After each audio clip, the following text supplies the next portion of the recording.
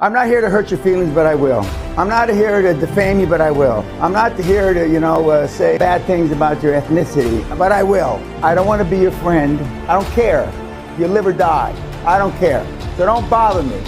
But you wouldn't do it because you don't have these.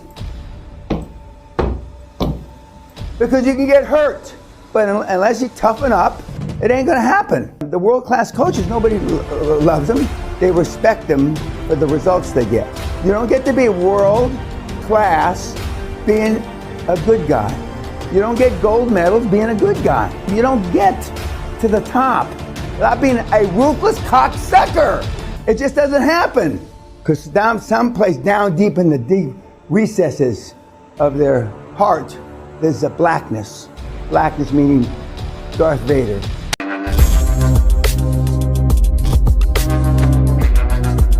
I just want to make a clarification for the YouTubers. I don't want to be your friend. Don't email me questions. I don't want you to buy me dinner. I don't need a fucking lunch. I don't need a fucking coffee. Don't say hi to me in airports. I've said this for almost 25 years. If you need a friend, buy a motherfucking dog. Or go get a homeless, the kind of dogs that they're going to put down and you go get them, go get a dog. If you link fuck me and I accept you, it's not because I want to do a deal. So don't start fucking sending me messages. I don't care. You live or die. And I don't need, and I do not do business deals with anybody I didn't personally train in this fucking room. Well, not necessarily this room now, but train. They went through the QLA training. I don't give a fuck if I don't care if it was Bitcoin at a penny. Literally, I don't care. Or if it's a box that turns shit into gold. I don't care. So don't bother me. Okay. Now we got the death threats finally. Okay. Took a while. We were talking about, and we've talked about, and many of you, every time I think about it, I can't find anything to scare me or whatever. I think of you're a fucking bald head. Anyway, last night we were casually chatting in the drawing room. This young man here, they asked me if I hunted anymore, and I said, I don't hunt anymore. I haven't killed any animals, four-legged animals, in about 25 years. But he had gone wild boar hunting, and he killed it with a knife, which I can relate to because I have.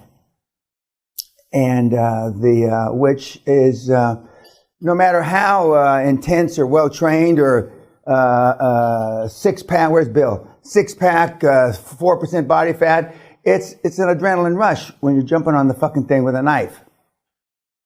Right? Yep. He's just a little skinny shit. Take his picture. Make sure we got a picture of him. Little skinny shit. Recently graduated from university. Got out of school, right? Sorry, first came here as a student. Okay. And he was telling me how you do it with dogs, because I understand that. And the dogs, slow them down. And some people, I'm going to get all kind of shit because this is savage. And the dogs basically slow the fucking beast down. Then you jump on the fucker. Okay? And and I didn't flip mine over because it was too big to flip over. But you flip him over, you grab him by the hind leg, you flip him over, and then you stab it as many times before he gores you with his tusk. And so there are things that you can do. Now, most of you in this room wouldn't do that.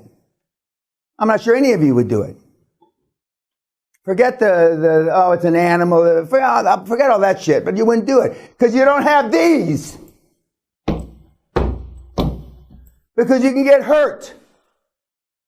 And those tusks can gore right through that fucking 6% body fat of yours and lay you open or cut you open like a fucking filleted fish.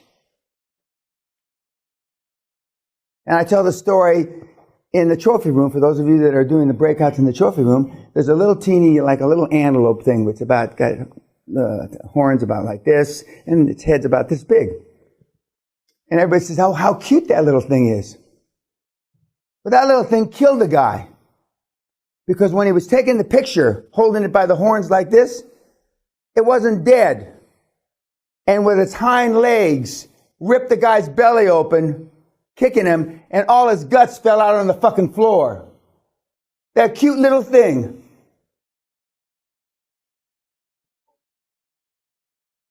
So you can find things to do. You can find things to do. So I was, and he validated something else, which I didn't need validation, about Usain Bolt, who throws up, he trained, had all these gold medals, and the last time he entered in the World Championships, he didn't win. He got a third place, and a couple of his buddies, apparently, guys that you trained with, were in that run with Usain Bolt in that 100 meters. And so I'm not the only one that knows of his training regimen. And so he was talking about his track coach, because he ran track in university, was, you didn't say he wasn't a nice person, but I mean, he wasn't a nice person. You don't get to be world class being a good guy. You don't get gold medals being a good guy or gal. That's what you don't understand. And I mean, for 25 fucking years almost, you look at me, you think that everybody's the Virgin Mary that gets the gold medal and stands on the podium at the fucking Olympics. Now you have a somewhat of an idea because you were married, or currently still are, to a real athlete. Unlike yourself. A real athlete, But guys, and on YouTube, you don't get to the top without being a ruthless cocksucker. It just doesn't happen. And you can call it whatever you want. But unless you toughen up, it ain't going to happen. By definition, that means you have to make hard decisions. And it's like when I start my talks at the university, I'm not here to hurt your feelings, but I will. I'm not here to defame you, but I will. I'm not here to, say bad things about your ethnicity, but I will. And I go through this list of shit. And if I leave here and you like me, I did something wrong. I did something wrong. And the world-class coaches, nobody loves them. They respect them for the results they get. Like Marcus Bauer said, he says, I haven't been treated this way since, and he was on the Austrian ski team, arguably the greatest ski team. He said, I haven't been treated this poorly since my Austrian ski coach beated me. He can't say beated me. I mean, physically beated him. He said, I love it. So and the people that like masochistic shit do better at this. It's a simple fact. So here is one end of the continuum. Okay, and that's one of you that I'm choking. And then everybody's that way of the continuum. But the closer you are to this end of the continuum, the faster it's going to get done and the more money you're going to make. Create. That's just a flat motherfucking fact. Because someplace down deep in the deep recesses of their heart, there's a blackness. Blackness meaning Darth Vader. And we're going to talk about the movie in a minute. Because everybody's got it.